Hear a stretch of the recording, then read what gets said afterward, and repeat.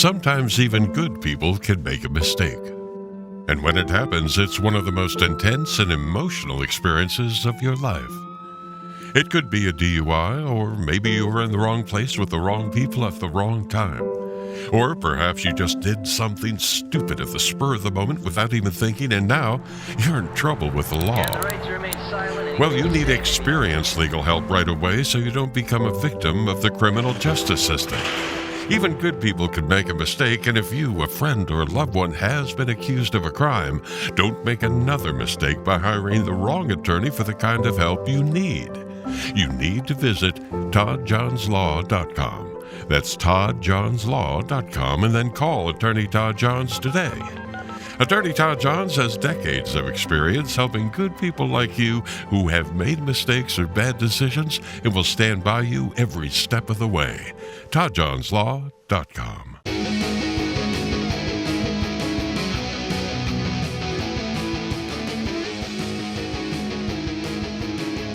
All right. Hello. Welcome to That's Enough Out of You. I am your host, Mr. Bill Rader, and joining me, my co-host, his name is Sean Kane. Sean, what's going on? Billy Rains, what's up? We got one of our favorite guests on today. We sure do. RJ Roger in the house. RJ, how's it going, man?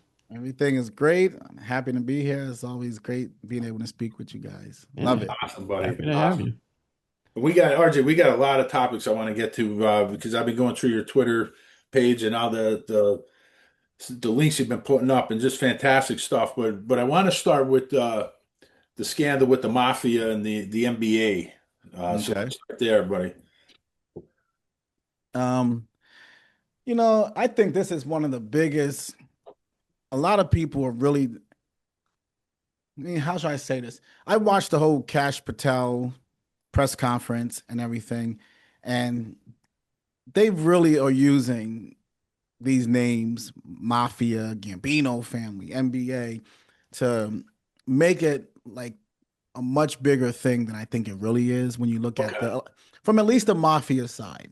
Right. I don't think the Mafia part is but the mob makes good headlines. These names go back a long way. It invokes fear in everybody. I was getting phone calls from everyone, and I mean everyone. Like, I didn't even know the mob was still around. Like, And I was always the person who was kind of out front, like the mob's dead. And what I mean by that is not that there's not guys under the banner, under the flag saying we're the Gambino family. But mainly what I mean by that is their upper world connections where they had the ability to corrupt systems, where they had political and union dominance and business commerce dominance, where they controlled communities and local markets. That's what I mean. When you take away the ability to corrupt, it's just like any other street group or street crime group. The government can handle that. What the government becomes fearful of is when you start getting your tentacles into the people who are charged with keeping a level society. So when you're corrupting things that the common or the everyday man is relying on, that's when they get nervous. When you're corrupting who gets in office, who gets on a bench, who wins an election, prices of construction bidding and unions, and who's putting the union president in. That's when they start really coming down on you. So I think the mob doesn't really have that pull like they used to anymore. I would say they have none of it. So when you really read, and I read both indictments, so I'll break it down in like an elevator speech for you type of way. It looks like to me, so you look at it in the sense of, let's say the first indictment, which is an NBA, which involves the NBA to a larger degree. You have a guy who was essentially taking a dive, let's call it. You got the main guys was Chauncey Billups, Terry Rozier, Damon Jones, these guys. But when you really look at what they did, I think from an NBA standpoint, the dirtiest person from what it looks like so far seems to be Terry Rozier, in the sense of selling out his teammates. He took a dive from a game. He knew he was going to step out of a game. He sold that information so everybody would bet on the under. And he left the game in like 10 minutes or so, and like $200,000 was wagered against him. So a lot of people made money. He sold that information to a friend, gave that information to a friend who gave it to another guy, and it was a coordinated thing. So when you know what a athlete goes through as far as practice, as far as time away from their family, all the hours that go along with and the strategy that goes into trying to win a game and win and Mhm. succeed, it's a real scumbag move to your, Oh yeah. so it looks bad that he would do something to enrich himself while throwing all of his teammates under the bus. Oh So yeah. that's one scenario there. But the Chauncey Billups side, more information has come out because they believe that he's co-conspirator number 8 in one of the indictments. But his involvement just didn't even at first look like had anything to do with the NBA. He just happened to be an NBA coach, but it was a poker game. So to break it down, the mafia had essentially, and this is where they're kind of still making money at today, bookmaking, backroom poker games, big time, big games though, and they're making money off of rake and things like that. So they had legit poker games that they've been doing in back rooms for a long time. So what the mob had was just straight poker games, backroom games all over New York and even outside of New York. There's other group that has this technology of like x-ray glasses and x-ray tables, and they can see through like what the cards are. They have these rigged poker machines. They didn't have the players or the games, but they had the technology. So what they did is go to these mob controlled rooms and said, listen, we got a way we can make more money. Now the mob's already making good money on it. This is where I think there's some real scumbag behavior with the mob, where it's like these guys just always there's no line. It's like you rob all your customers. You could just play straight up games, take a rake, and it's okay. Everybody, you Yeah. win, you lose, who cares? But it's like there's never enough money. It's crazy to me. Because so what they do is they take the technology and now they're partnered up with this other group that gave them this ability. So now the games, which were legit games, just illegal games at first. Now they corrupted the games, and the whole game is essentially a ruse. And they brought in people that they called like face cards that like, we're gonna have NBA players here. Chauncey Billups, the great Chauncey Billups will be in this game. You want to play? But what they were doing is using him for his NBA status Right. and to just be at the game. And essentially what he was is just there playing, but he was just, it didn't matter what his outcome was. The goal was take all this guy's money. And everything was rigged.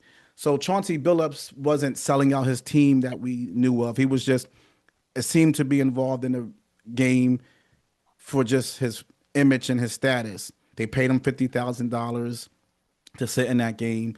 But now they're saying that, and it looks pretty damning, that he was passing information about like, hey, this game, all four of my starters are gonna be on the bench.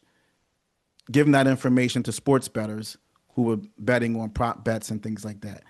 Um, so the mob's involvement, though, it's not some five family. This is not like the Windows case or the commission case where you had. This isn't nothing like that. These are like some guys that, even Joe Lonnie, who was the big name in the case. Joe Lonnie is a captain today in the Gambino family. He works out. He lives in Staten Island. He kind of is assumed to have some influence in Staten Island. He was getting payouts from some of these games and stuff, but he wasn't. There wasn't a whole lot of involvement in the sense of like, I got huge contacts in the NBA. It looks like these were just handicappers and one-off guys. It wasn't overly very intricately like mob connected so much. It's not But they use those. the Go point ahead. shaving scandal from years ago, right? I mean, it's less involved than that, right? For sure. I Yeah. mean, I think Joe Lonnie's facing, they're saying up to 5 years for this. Which who knows what he'll get. They'll hit him harder because it's mob associated, has the Gambino name on it. But it really just looks like to me just they tied it. Cash Patel tied everything together in his press conference, which confused everybody, because Right. even when people couldn't even figure out He's so always confused. what's going on, like what really happened. They couldn't really figure it out. So if you look at, let's say, Damon Jones, um, essentially what he did in very short, he gave insider information. I don't know that he threw a game or anything, but he gave information on LeBron James. Mm. He said that LeBron's not going to play in the game. It wasn't reported yet. So all these bets came in Oh, and wow. they made a lot of money. So that's Damon Jones's involvement. And Terry Rozier, he seems to be the dirtiest, it looks like, from an NBA standpoint, in selling out his team. And then Chauncey Billups was a face card, they called him. Just a guy sitting there being paid to make it look like we got high stakes players here. But they didn't say his name as co-conspirator 8, but it's believed that he is him. So it looks like he again passed information that wasn't made public that helped the betting market. So, but I don't see some huge thing the way they, again, it's Right. not going to be, they'll take pleas, I think. I think a lot of them won't get real long sentences, and I think it'll be the end of it. It made for good headlines. You don't think this was something that, mastermind by the five families? It was more something Cash kind of pumped up and then the media ran with it because, of course, like you said earlier, once you mentioned the mafia, you're talking about attention and, you're going to be selling a lot of copies of your paper once you start mentioning that. So, You Right. put those two names in it. I mean, this thing made global headlines, oh, and yeah. they said, like think about this, like when they took down in the commission case, they took the heads of the five families, underbosses, consigliere, took down most of the administrations and the most, while the mob was incredibly powerful. Right. If they could get, like, some of these bosses really go back a long way. Like right now, the alleged boss of the Lucchese family is Mike DeSantis. Mike DeSantis was there when Tony Ducks was there. Vic and Gas, Vic Amuso, Gas Pipe Casso, Yeah. Mancuso, the alleged boss of the Bonanno family. He goes back to the Joe Massino days. Barney Belomo, which I would say is probably like really the one that, I mean, he goes back to, he was selected by Chin Gigante, one of the most respected bosses ever. Fat Tony. So D'Onofrio, who they think has a lot of influence in, or Teddy Persico, some of these guys. These are the guys they would love to get, is my Right. point. Sure. Right. Right. If they can never seem to touch any of these guys, and the reason is because there isn't a whole lot. Even if you got one of them, what are you going to get them on? Gambling, bookmaking, small couple years that would get, and they would come back out. So I don't know. I don't really see it as big as the headlines, as the Let me guys. ask you this, RJ. Why, like, we know we've seen scandals like this before with college players and stuff, and that was pre NIL, so they weren't making Right. a lot of money. So it was easy to see why they would get involved with that, But why would players, like NBA players, status like Rozier and making a lot of money and stuff? What incentive do they have to get involved in something like this and really, turn their back on their teammates and everything? Like, what incentive do they have for doing this? This was my More biggest. money. This was Well, my obviously, but I mean, how much is enough? this was my biggest thought. Also, why I was astounded by this. There was a time where the mob could pay more than what you were making. Sure. Yeah. So, There was like a when time you, where these guys had to work, jobs in the summer to make ends meet, but that was so long ago. I mean, now the minimum salary in the NBA for a veteran is like $3 million a season. I mean, that's astounding money to you and I. I can't imagine, risking that. And they know that they're, eventually they're going to get caught. It's just, That's what I mean. That was my point. Like, it doesn't make any sense.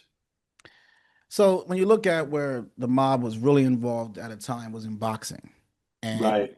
a lot of guys were taking dives, but the purses at the time, the boxing purse wasn't as valuable as being in bed with the mob. They were paying you more money than you could right. make Sure. and they had a lot of control with the promoters and things. So like if you wanted to fight for a championship, there was a time where, and we know the famous stories like Jake LaMotta and Sugar Listen. Ray Robinson, and we know one of the famous ones where it's believed that Muhammad Ali versus um and I forget the guy's name. It'll come to me.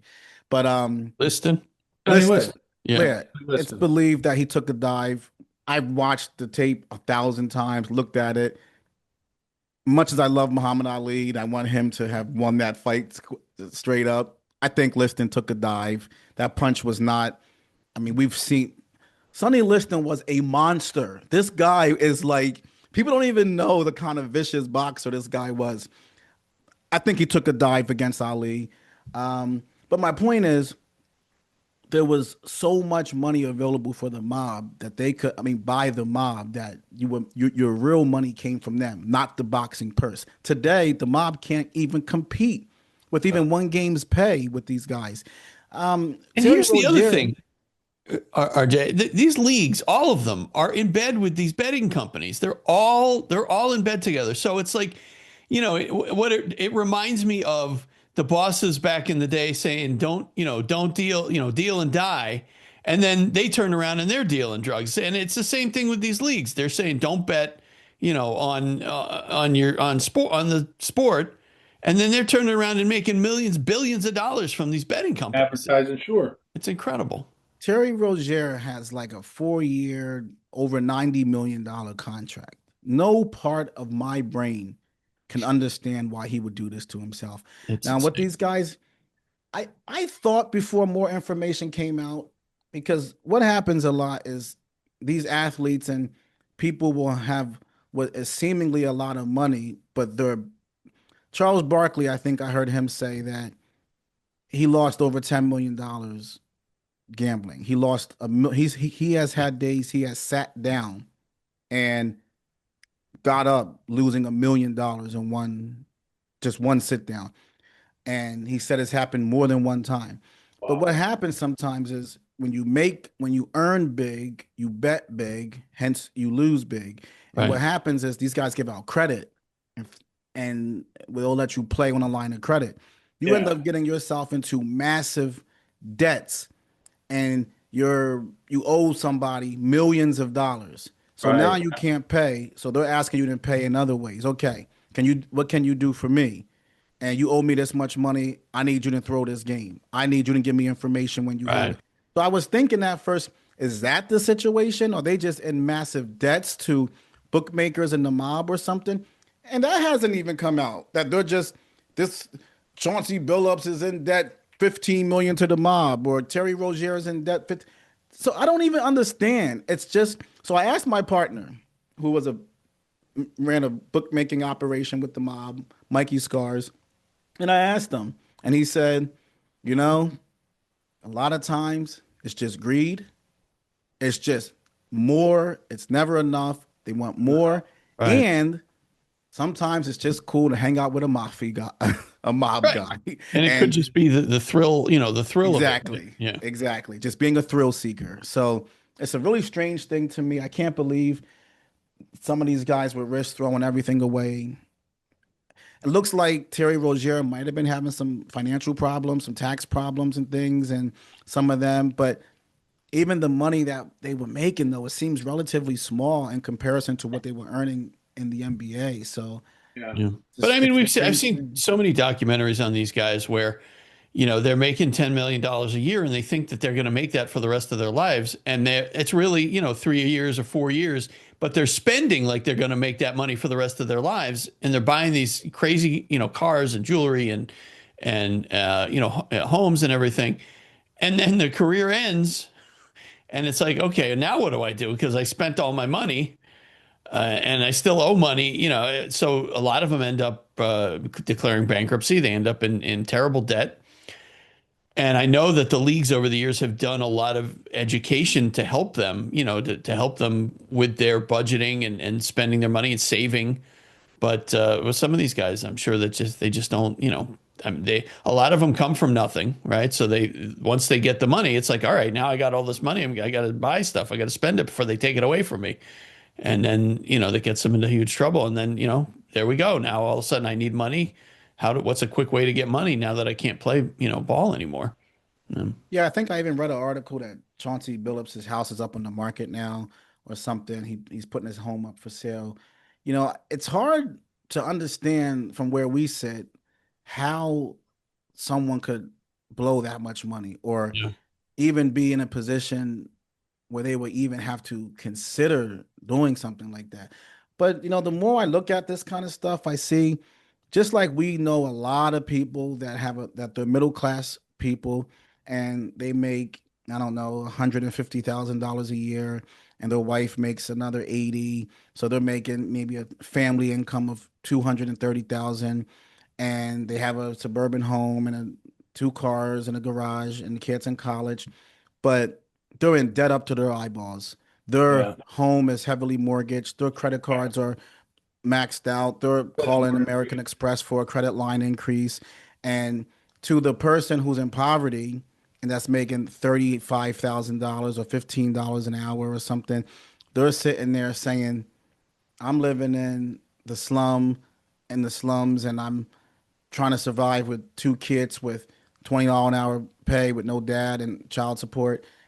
And they're saying, how does somebody with $230,000 income struggling financially? Right. And we graduate our lifestyle. We increase our lifestyle. You upgrade everything badly with our economic increases. And these guys do the same thing. So as we sit here, maybe as middle class people, we say, how could they? Because they are the exact same way. They got millions of dollars, $2 million a month coming in, but they got $2.1 million in commitments a month. So they're trying to rob Peter to pay Paul for the other 100,000 that they go out that month. And they also have a lot of sort of hangers on, right? They're people that sort of rely on them, that they pay their salary. It may be somebody that they grew up with or a cousin or brothers or, and they're paying their salary. And, now you got, maybe you started off with a couple people, now 5, 6, 7, now you got a team of 20 people, 30 people, and you're paying everybody, a salary. And it's like, all right, by the time that's done, half of your paycheck is gone. So it's crazy. Yeah. You get into this, you adapt, you fall into the allure of being the boss. I talk about this in my book sometimes, like it's an addictive feeling. So these guys are like number one everywhere they go, even in their household. Every time they make a joke, it's funny. They never make a joke and the room doesn't laugh. No matter if they're at their aunt's, uncle's, cousin's, mom's house, whatever. These guys are like the patriarchs, the big people everywhere they go. So a lot of times what their lifestyle becomes, the cost of their lifestyle just becomes paying to keep their image. When they go into a nightclub and things, they want all those girls coming around them. They want everybody to look at them as the boss, as the big time NBA star that got millions. And it's very costly to maintain a lifestyle like that. And you will end up, when you're living to impress the neighbors are probably going to end up watching that house go into foreclosure and those cars get repossessed. It becomes a very difficult life to maintain. Yeah. But they become in the hole so big that they start doing these, how it's kind of like when you see a professional that got maybe a $100,000 salary and then they take a part-time job working with kids on the weekends for, very little money. And you're saying, why would they need it? That little extra $150 that comes in every 2 weeks, they need it. Yep. But you're thinking, well, you got another gig that's paying you $2,000 a week. They need that extra 100. That's why when you see the big time professionals taking a part-time job, they need the money. It's just a higher level of it. They got the big time NBA gig, but I can get a little extra juice giving up some information, sitting out of a game. I can make an extra $10,000, $20,000. That's enough to pay the mortgage on my mom's house, and I'm 2 months behind on that payment. These guys start thinking like that, I believe. Right. Hey, Sean, before we move on, I just want to mention our sponsor, one of our sponsors, DK's Corner, located in Jessup, Pennsylvania. right on Cherry Street, 201 Cherry Street in Jessup, Pennsylvania. Sean, I had a cheesesteak, and I know the ads always mention the cheesesteaks, and we've had a few listeners comment on that. I actually just had one yesterday, and I thought you were on a diet. I am. Well, the thing is, at work now, we've been ordering from DK's, and I keep smelling, everybody's ordering these cheesesteaks, and I keep smelling them. So yesterday fantastic. I broke down, and I had to have one. It's all right. It's just, I'll tell you what, Sean, just delish. I love DK's Corner cheesesteaks. Dave makes everything himself there. Everything is so fresh.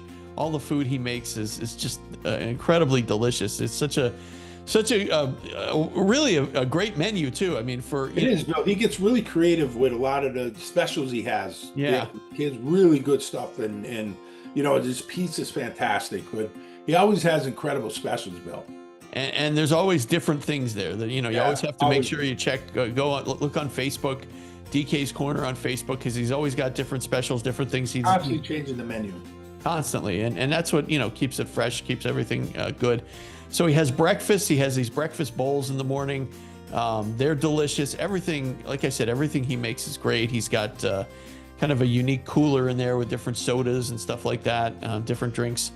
So make sure you call or stop by in Jessup. Again, it's 201 Cherry Street in Jessup, Pennsylvania. If you're local here in Northeast Pennsylvania, make sure that you stop by and check out DK's Corner. Again, just delicious food, Sean. I know you order from there a lot too. I order constantly from there, Bill, and so many times that I sent people there. My brother went there, loved it. I had other people. Nathan loves it there.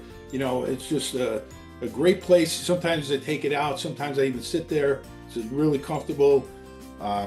But we get so many people, Bill, listeners and stuff that said, "Oh, I went to DK's and it was great." I can't tell you how many people. We just had a question episode where people were talking about it. It's just unbelievable place. So definitely check that out. All right, definitely check out DK's Corner. Go to Facebook, look up DK's Corner. Again, he's located at 201 Cherry Street in Jessup, Pennsylvania. DK's Corner. We will be right back. Hey, Sean, I want to make sure that everybody knows about our Patreon. I know we mention it every once in a while on the show, but really important that people check out our Patreon. If you go to Patreon and search for That's Enough Out of You, or just click on the link in the description, you'll find we do an extra episode every week called The Speakeasy, and it's really usually just Sean and I kind of talking about the day's events, current events, and things like that. But a lot of exciting things. I mean, I know, Sean, you're constantly putting articles up there on our Patreon. Yeah, and sometimes, Bill, we do bring on special guests. We had Dave Whelan on, we had Scranton Dave, and every now and then we bring Patreon members on. We've had different members, Scott Alfieri, Michael Pilch, Dan Hankey was on. So, there's an opportunity there if you want to come on the show with us. So there's a lot of things we're doing. Like you mentioned, Bill, the articles. I put articles up on a free site, but I also put articles on Patreon that's not available on the free site. We have a lot of times I put up future intel about guests that we have coming up and stuff that we have coming up on the podcast. And, we created a great community there, Bill. There's a lot of chat goes on there. There's a community chat and a lot of the comments back and forth. Just the Patreon members always have great insight. So it's a community, Bill, and it's an opportunity for people to join for a really good price, Bill. Yeah, I mean, you can't beat it. You can certainly become a free member if you want to. There's also tiered levels with subscription amounts, and just for $1 that gets you everything. I mean, the $1 gets you everything, including our weekly show. There's other tiers. I think, Sean, what is there? A $3 tier? $3, there's a $5, there's a $10. I mean, and there's a $50. People could afford to give $50. Yeah, I mean, totally up to you. Once you join, you can make that decision, and certainly, there's no commitment. I mean, you could join for a month or 2 months or whatever you want, and then you can switch your subscription around. Totally up to you. I mean, that's, people love Patreon for that reason. It really is. It makes it easy. It's kind of, however you want to do it, however you want to join. And we certainly appreciate anybody who joins our Patreon and supports the show, because we definitely, Sean, We're not getting rich off of this podcast, that's for sure. But we definitely, appreciate any support that we get from our listeners. And we also have our merchandise store. If people want to check out, we have the shirt that I have on now. We have mugs up there. We have cups, hats, anything you can do to help the podcast grow. We also have a bookshop up there, Bill, where all the authors that we have on our podcast, we have their books up. And it supports local bookstores, Bill. The money goes to local bookstores, a little bit to us, and then to the publisher and to the author. So it's a real good opportunity instead of buying Amazon and making supporting billionaires. Right, sure. And as far as Patreon, one last thing, Bill, if you want to join as a free member, we do put some stuff up there for the free members, and then if you like it and you want to upgrade, you can do that. Absolutely. So definitely check out our Patreon. Like I said, there's a link in the description to our Patreon, or you can just go to Patreon and search for That's Enough Out of You and look for our logo, and just fill in the information and you can join. All right. That's it, Sean. We appreciate all of our Patreon members, and we hope that you guys will consider checking it out if you haven't joined. Thank you. Well, RJ, the next thing I want to talk about is, one of the things I've been doing for a long time is, researching the CIA and going through the documents and the Kennedy files and declassified documents in the National Archives. So I really enjoyed your clips on the CIA. You were spot on in everything you said on that. But let's start with your trip to the CIA. That was fascinating. Billy, you're going to love this. This was just unbelievable. Let's talk about that. I look back on it. I told the story, I think, to you guys off air before, but somehow it made its way public. But I told you guys the story before when I went to like a mob hangout, a major mob hangout, not like a little mob, like the main mob, like the real mob. We didn't let it out. We didn't die. It wasn't us. No, that was a different guy. I know who it was. Actually, it was my partner who told. Okay. But I went to a popular Gambino hangout, and at the time, I really didn't think much about it. I'm just thinking, oh, I'll go, just put a hat on, put a little mask on, like a COVID mask, and didn't think much about it. In retrospect, after I'm done, I'm like, maybe that wasn't a good idea. It was the same kind of thought with the CIA, and probably a good thing is I didn't overly research if it's okay to go. I didn't really look into it. So it was just, it's in Langley, Virginia. It's only a couple hours away. I drive down with a camera and but I knew I wasn't going to get in. But that was the point I was trying to make in the video, is that we don't have the ability to get the answers or the information that we want, even though we supposedly have a representative government where we are by the people, for the people, we the people. These people represent us. So in theory, information should be a little bit more available when the people have questions. So I did do a little research. The only research I did was, has anyone ever driven to the CIA? And I only seen this one guy who was shot in the exact position that my car was at when he pulled up out there. But I cut out a lot of the footage because a lot of people were saying you're barking up a tree you don't want to bark up, and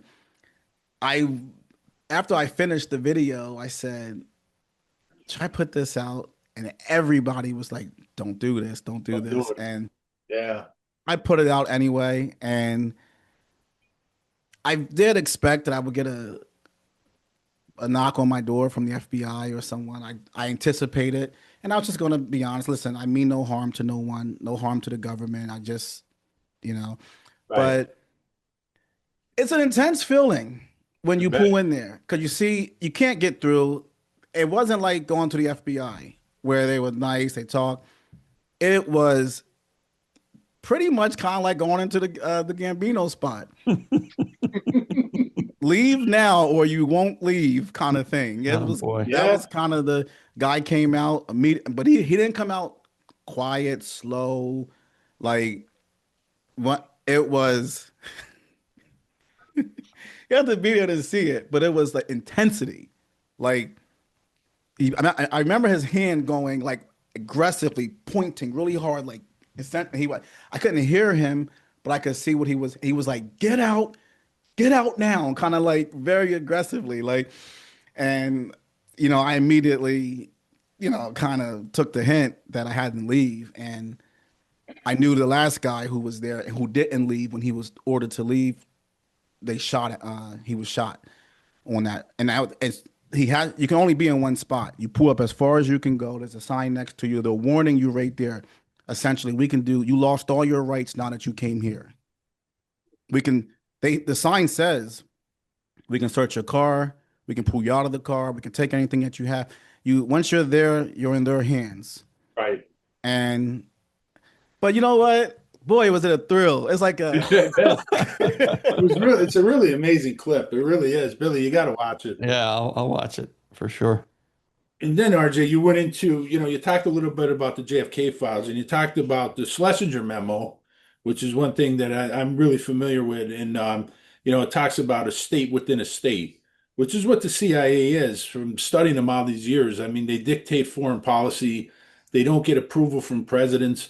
They're doing regime changes all over the world, which is not what Truman, intended for them to be. They were supposed to be a data gathering, central gathering of information. But talk to me a little bit about that, about the Schlesinger memo, because to me, it shows that JFK had a plan, and he had a plan for not just only, getting rid of the CIA, but what he was going to do going forward. And that's important when you're talking about the big picture. I think the Schlesinger memo is what it is more than anything. Yes, it's not official policy. It's not a bill that was going to go to Congress, but it gives you a window into the psychology of the White House at the time. Like, how was maybe the president thinking? How were his advisors thinking? So we at least, to me, and this is one of Kennedy's most trusted aides. And I think the more you look at it, it looks to me that Kennedy was probably going to bust up the CIA and put them under State Department regulation. They wasn't going to be their own entity no more. They were going to be under the State Department. And I think he probably would have done it in his first term had we not had so many problems with the Soviet Union and all the foreign things that were going on in the country. So I think he was in between a rock and a hard place where I see these guys for what they are. They're out of control. Right. They're doing whatever they want to do. We got to change how they're operating, but I need them right now. I'm sure. And I think in his second term, he would have broke them up 100%. I think he would have changed how they do their business. I don't think, I always think about an interview I saw with Jimmy Carter when he was just left office, and he did an interview, and they asked him, how does it feel to be the most powerful man in the world? And Carter says, well, to be honest, once you're the president, you don't really feel like the most powerful man in the world. He said, because there's a lot of information that I was trying to get or was asked for, and I wasn't allowed to have it. There was a lot of things that I couldn't get that I wanted. And that's kind of strange. You're the president. You should be able to get anything. So, and that's what Schlesinger was talking about. The CIA essentially is its own state. It's operating independently, and they're doing what they want to do. And they're not getting approval from the president. I mean, that's clear just from reading the files. They're doing regime changes, and they're not getting authorization for any of these.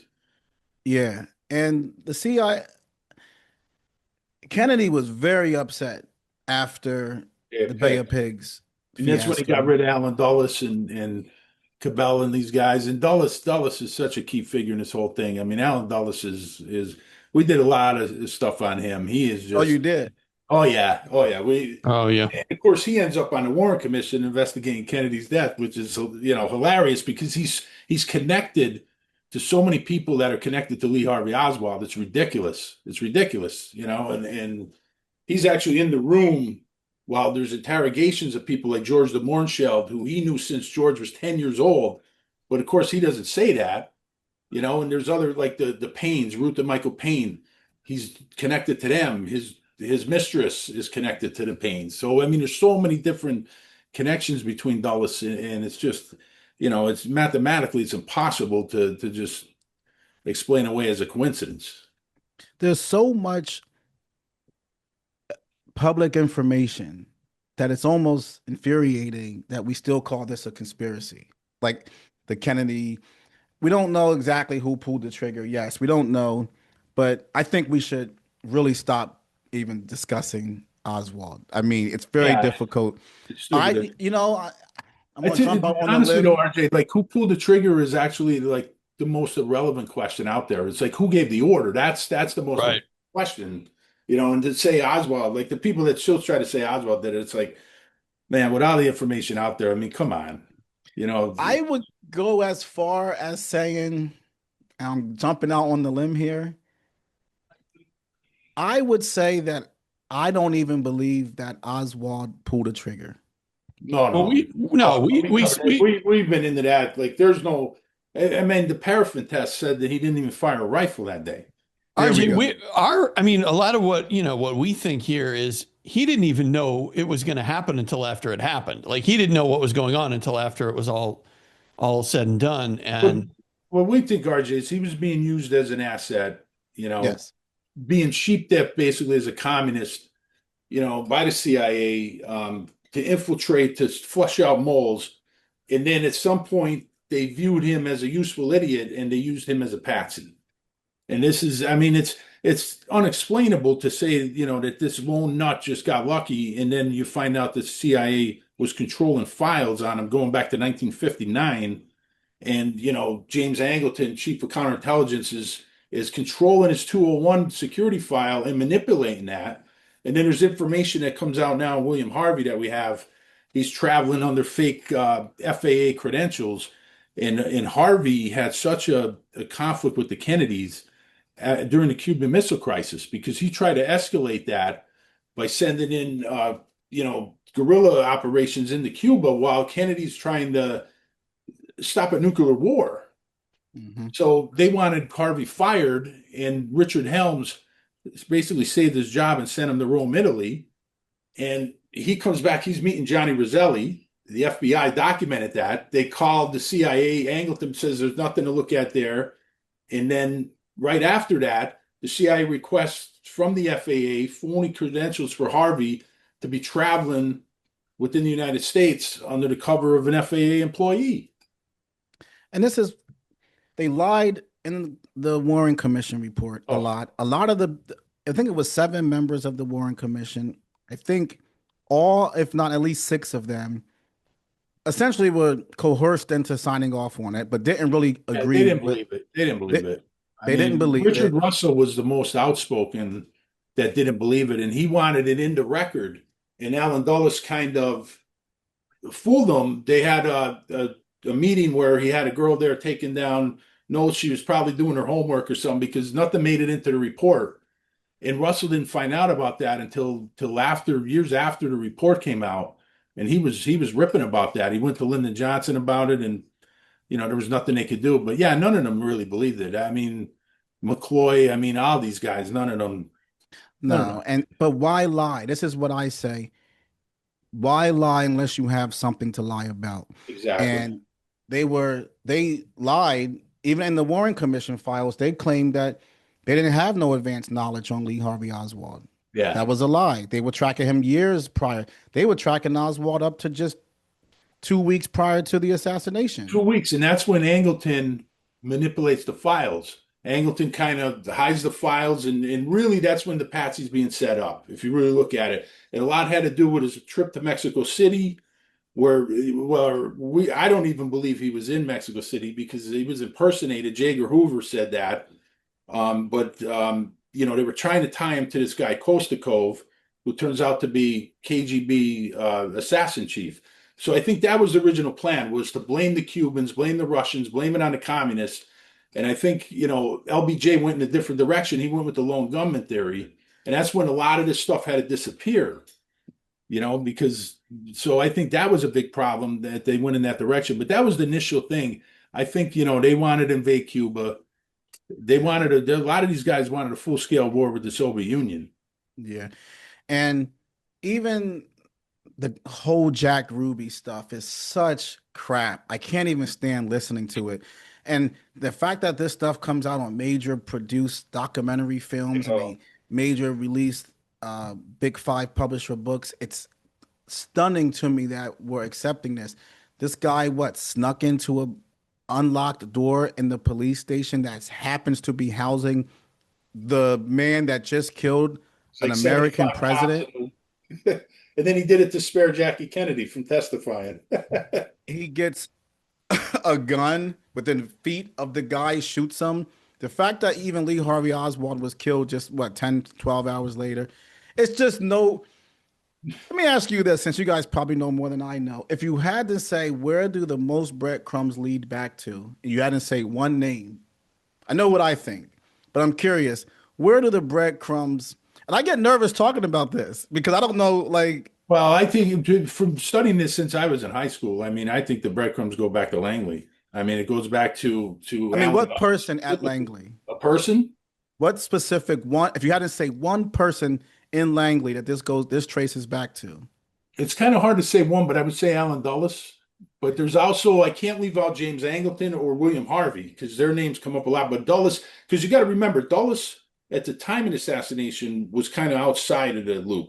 He But was. we know now that he was at the farm the day of that's a fact. He was at the farm. So how did he get it at the farm? Because he was fired by Kennedy, so he should have no access to the farm. Yeah. But he was there the day of the weekend of the assassination. And And just for people who don't know, Sean, the farm is a CIA, CIA based in Mount Perry, I believe, in Well, Virginia. I was getting ready to ask you, what's the farm? Because I Yeah, wasn't. the farm is their secret. This is where black the black operators site. are trained, and it's where black operations are planned. It's their main thing. The farm is Dulles actually set it up years ago. It's in Virginia. It's where they train black operators. And the thing is, he should have had no access to that place because He was fired. yeah, Exactly. he was fired. But he was there. We know that because he's so cocky. He put it in his own day calendar. And he was setting up meetings, and it's interesting. A lot of the people we had Lisa Pease on. I don't know if you're familiar with Lisa Pease. She's a great author, but we did a whole episode on his calendar and tracking who he was meeting that weekend. And he was meeting a lot of important people that were tied to the Rockefellers and people like that. And these people would be people that would go to Lyndon Johnson shortly after to get the Warren Commission ball rolling and make sure Allen Dulles was on that commission. So would you say, because whenever there's a conspiracy or an accusation, the first thing everyone says is, what's the motive? Because there has to be a motive, like Right. I think there was invested a lot of interest in, we need to remove the president for what reason? What's the simple, is it, I mean, I don't know. I go back and forth. Was it just to keep the CIA? They thought he was going to break up the I CIA? think that's a huge part of it, but I think there was other issues like we said before. They were creating foreign policy, right? So Kennedy's going in a different direction in Vietnam. All these coup d'états that they were the regime changes that were happening all over the world in the Congo, Dominican Republic, Iran, Brazil, everywhere. Kennedy's siding with the nationalist leader. He's siding with people like Patrice Lumumba in the Congo. Or Dulles and these guys are getting rid of those people because they want to take the resources of those countries, right? Yeah. So he's at combat with these guys in every situation. And Lyndon Johnson would actually go in the opposite direction of Kennedy everywhere. We know Vietnam, but everywhere else he would go in a different direction. In Dominican Republic, in Kennedy's Alliance for Progress. They got rid of that. Dulles and Rockefeller were huge in getting rid of that. That was something like Kennedy was siding with the nationalist leaders of these countries.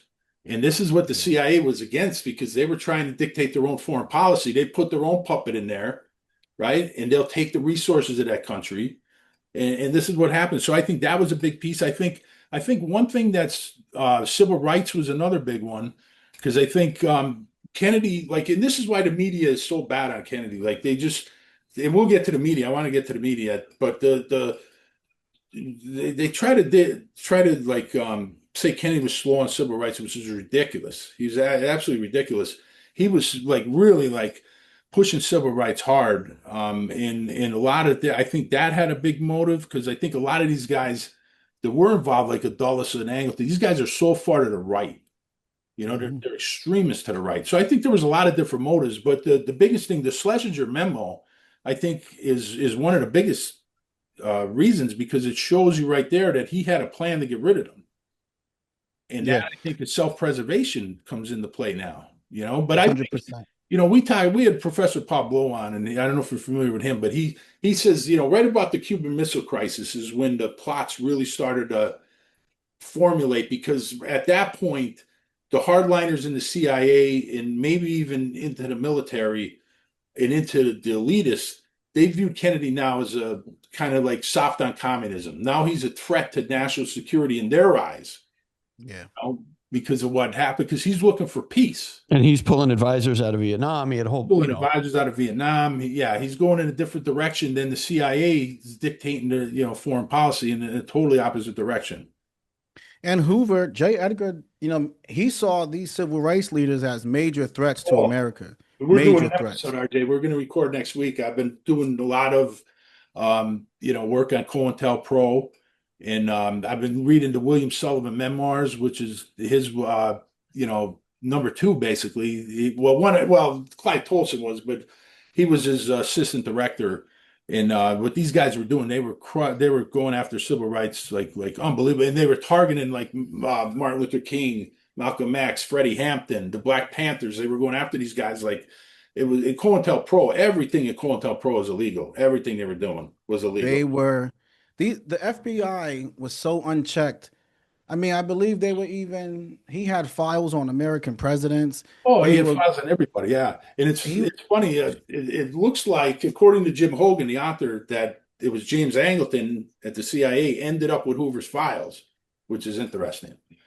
I didn't know that one, but Yeah, I just know Hoover was another example of a state within a state. I mean, Sure. This guy was doing. I think he was tapping the White House phones under FDR. He found information on FDR's wife and things she was sending to other White House aides, and there was a nice rivalry between Dulles and Hoover. It's very interesting. Yeah, and Dulles would poach a lot of these guys to Hoover. A lot of these guys like William Harvey and Jim McCord and Guy Bannister. These guys were all in the Chicago FBI office at the same time, and then Dulles would poach them over to the CIA, which is interesting. And Robert Mayhew was another one. Robert Mayhew was in that same office with them. He started as FBI. This is why I get off the boat a little bit with some of these new players who are in there. That I look at people like Kash Patel, and I don't even know where to begin with some of it. I do believe that CIA and the FBI have long roots of not doing things straight up and down. Oh, sure. But to me today, it feels even more. It feels like a revisit of that. Absolutely. I mean, civil rights violations left and right, removing heads of countries to take their resources. I mean, this is now and the thing is now, it used to happen as black ops. Now it's just happening in plain sight. Now it's happening where are that's not new. That's been done a million times, but now they don't even hide it. That's the frustrating part, because these are the guys who were running on Drain the Swamp. Yeah. And these were the people who were saying, we're going to get this type of governance out of here. But this is like the time we're living in right now reminds me so much of all of the 1960s history. Exactly. It's like we're back there. We're back right there. And I think a lot of it goes back to the Kennedy assassination. And you just went right into my next topic I want to talk to you, RJ, is Palantir. Because I think that is a big thing. Now they're like the CIA front company now. And you talk about, Karp and, of course, Peter Thiel, co-founder as well. We talk about them guys a lot on the show. And Peter Thiel goes back to Sullivan and Cromwell law firm, which Alan Dulles and John Foster Dulles went. So he doesn't just have CIA ties; he's got Sullivan and Cromwell ties, which is pretty important. Palantir. Now I watched the interview where Alex Karp was he almost he laughed it off and made a joke about, oh, we're CIA front, kind of like that. He did right Yeah. into the camera. But if you really study the CIA, and I said this before also, you don't get in bed with the CIA, you can just unplug. And anyone who thinks that is bullshit. You're not going to have access to all that information, and you're dealing with them. They will decide if you can leave. It's like Lockheed Martin or anyone, but Palantir, because the way we're moving in with technology as far as artificial intelligence, robotics, software development, Palantir has the most sophisticated capabilities out of any company as far as creating these new types of war machines, essentially. And Palantir didn't even have two customers for many, many years in business. Their first like 5-6 years, they had one customer, the Central Intelligence Yeah, Agency. exactly. They did nothing but exclusively software developments for the CIA. And when the CIA is giving you billions of dollars and you're only working with them, you're just another piece that plugged into their apparatus. You're not an independent guy that can say, I'm out of here. I use the example of the Tom Cruise movie, The Firm. Once you're in, there's no way out. You're There's not no way out. leaving. And that's a great point, RJ, because sometimes they make it sound like it's a country club where you join and pay by the month, like like they say ex-CIA or rogue CIA guys.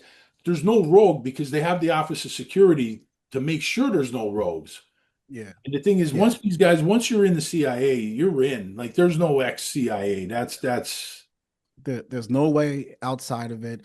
And they're developing domestic and foreign technologies that are, we're all going to look back on this stuff because what I've learned about how this thing works, and this is where I get my big problem with the media from, because the media, I feel like, they are like the psychological manipulation arm of the government, it feels like. I'm not saying that they're with the government, but they seem to, the only people they bring on they won't bring people like me and you on to talk about stuff. They bring on deep insiders as their contributors, their paid commentators. So they're like politicians, they're representatives of billion-dollar industries and stuff. But they always seem to sell a boogeyman to the public.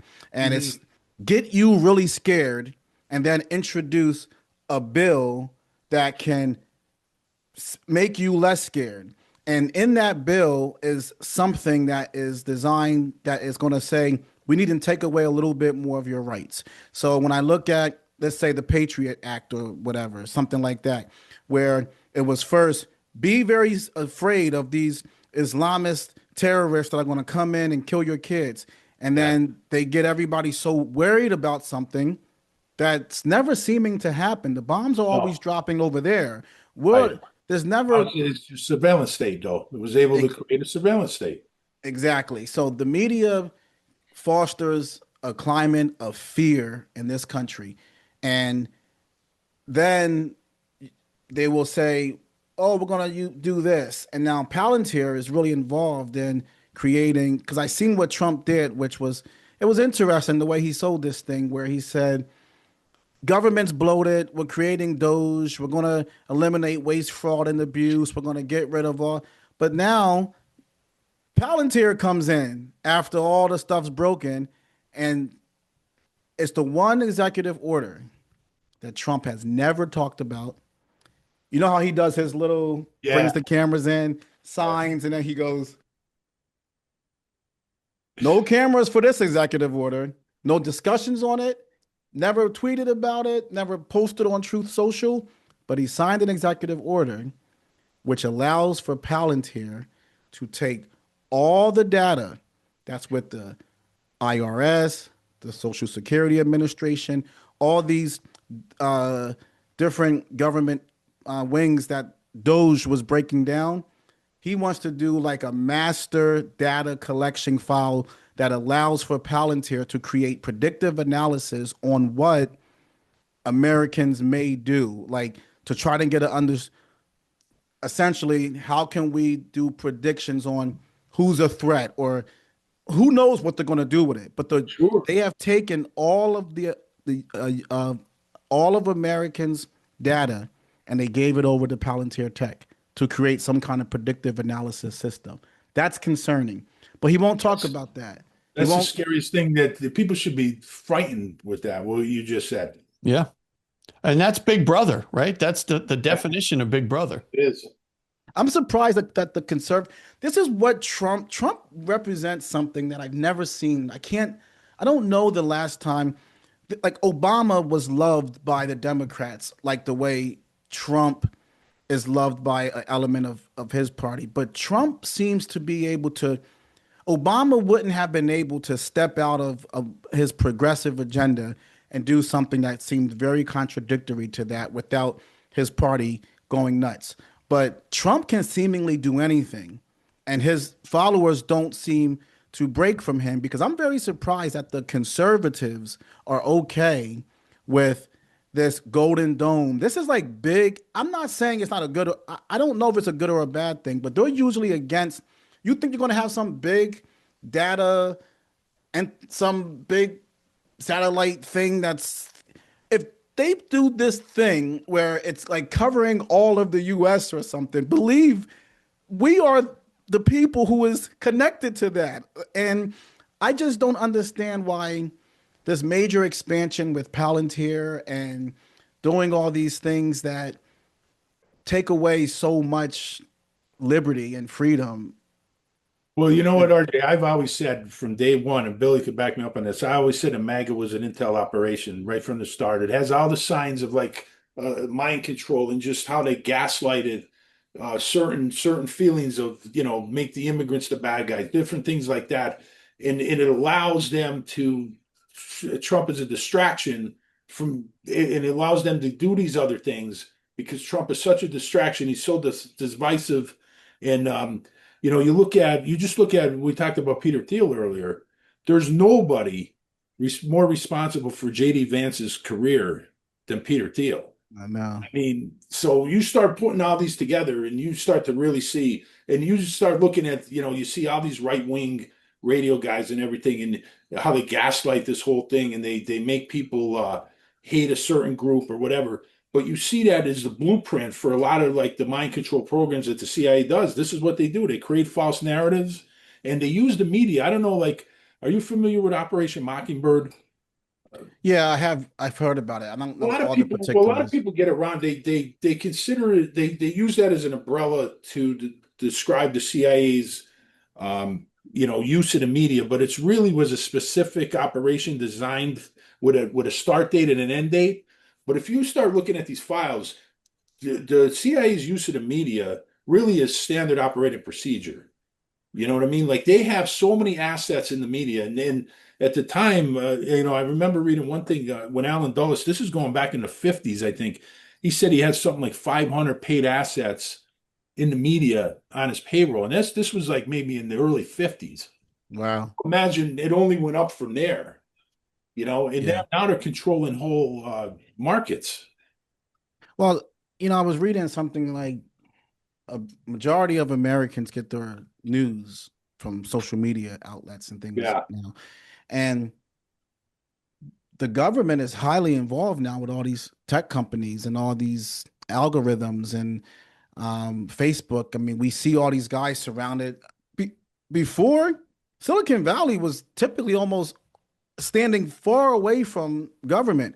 I just finished reading Alex Karp's book, The Technological Republic, and the whole book, he's constantly talking about that why Silicon Valley, for like, there has been protests within Google and Apple where if the CEO tries to take a Department of Defense contract, you'll get a petition sent to the CEO saying, hey, we're not working with them. I didn't sign up to kill people. So the big tech companies will, for a long time, were tried to operate outside of the government, mainly because they were trying to placate the consumer market. Right. And Palantir was, which is a big tech company, was in lockstep with the government, and But now it seems to be changing where Silicon Valley is now integrating itself with the government. And they have everybody's data. When you look at Mark Zuckerberg, this guy, we know that there was hundreds of millions of, I think like 160 million American profiles that were sold, and the data was sold. But think about this: when you go on Facebook, they say, "Are you married? What's your husband's name? What's your political party? Where'd you go to college? What's your major? Where do you work? What's your religion? Check in now. Where are you at? What's your favorite book? What's your favorite movie? What's your like?" You can hit like on certain, like you pick from different categories, and you say my favorite. My point is, the data can allow everybody to create a profile on who you are. So they know that, okay, Sean is single. He reads this type of book. He goes to these type of places. His favorite vacation spot is this. You notice now, like, we never talk about the private investigator no more, because all you got to do is unlock someone's social media profile. Yeah. What does the media do every time there's like a mass shooting or something? They go got right to the everything to Facebook. ever know about you from things that you put online. Yep. So, and the data, if something that great is free, it's because you are the product. Your data is the valuable thing. They give us the ability to connect all over the globe and talk to people from different countries. And your grandmom who lives 20 hours away and you live here, you guys can talk for free on Facebook, and you can share pictures of your grandkids, and you guys, that's how it's sold as a consumer platform of Right. of photo sharing and things. But what you're really, how could they afford to give all of us this type of capability without charging us? If you can do that, I certainly shouldn't have had to pay $2.75 for this cup of coffee. Like, it's just some beans and some dirty water. But why do they give it to us? Because what is very valuable that we're giving them is our information. Yeah. And that data is very useful to political organizations, to super PACs, to all these people. They now have it so tight where they can predict elections. They know, they came up with that persuadable voters thing where you had this company in Cambridge Analytica. You ever heard of that group of these people who were, they figured out in every state by taking the Facebook information of all of the American users, they found out which people, by looking at their data on Facebook, are persuadable. The people this 47% of people are never going to change their vote. This 46% is never going to change theirs, but we detected 3% that we can push in a certain direction. And they were doing targeted bullshit stuff on Facebook to make you go into the position that they wanted to go. That's dangerous when you think that you're operating from a free thinking mind, but your mind's really being controlled. Yeah. Yeah. Yeah. Crazy. Wow. Well, Good stuff, RJ. yeah, very good stuff, RJ. We kept you a while here. We're over an hour now, but we appreciate it, man. This is fantastic stuff. So a little bit outside what we normally talk about with you. No, but it was fun, and I like what you guys are doing. I catch a lot of your stuff now, but I like the direction. Like, I like you guys talk about good subjects that a lot of people don't talk about, and I like talking about stuff like this. I find it more interesting. The world, we're living in something that's very, like you said earlier, last thing I'll say, you said, I can't believe that they're doing this stuff right in front of us. This stuff used to be like covert. We are so conditioned to it now, and it's very difficult to understand. But the main thing, I think, there are things so sinister that the common mind cannot believe that anyone could be so evil, let's say. Like the Epstein Files. Yeah, we didn't You get would to really that. wonder why this stuff can't come out. You would really wonder how this was a major, it wasn't a sex trafficking organization. This is a child sex trafficking ring, essentially. And the fact that we can't get information on this, you really have to ask yourself, or the CIA director met with Epstein, two heads of the two Israeli prime ministers met with him. Why? Why is everybody meeting with a pedophile who's running a sex trafficking ring? And then we just say, can we just find out who was there and what they were doing? We have to really vet everything and make sure we don't put what? Yeah. What? I don't understand how you can. These are children. Yeah. So worst kind of crimes. Yep. Yeah. Absolutely. All right. Well, RJ, we sorry to covered a lot of ground today, buddy. Yeah, we sure did. We sure that did. Was fun. That was awesome. Well, we appreciate you coming on with us, and hope to get you back again. Thank you, sir. And I'm starting I've started some stuff outside of crime where I'm doing books and I'm looking at corruption through the eyes of books and stuff. Maybe you guys come over. I'll bring you guys over. Definitely. That'd be great. Absolutely. Yeah. Absolutely, buddy. Absolutely. Be happy to. Love to. Yeah. All right, RJ. Well, enjoy the rest of your day. It was great talking to you. Thank you for coming on. Thank you. All right. Thank you. Take care. That's Enough Out of You podcast is executive produced and written by Bill Rader and Sean Kane and edited by Bill Rader. The That's Enough Out of You podcast and logo are exclusive property of Bags of Chicken, LLC. Any rebroadcast, retransmission, or accounts of this podcast without the express written consent of Bags of Chicken, LLC is prohibited. So don't even try it.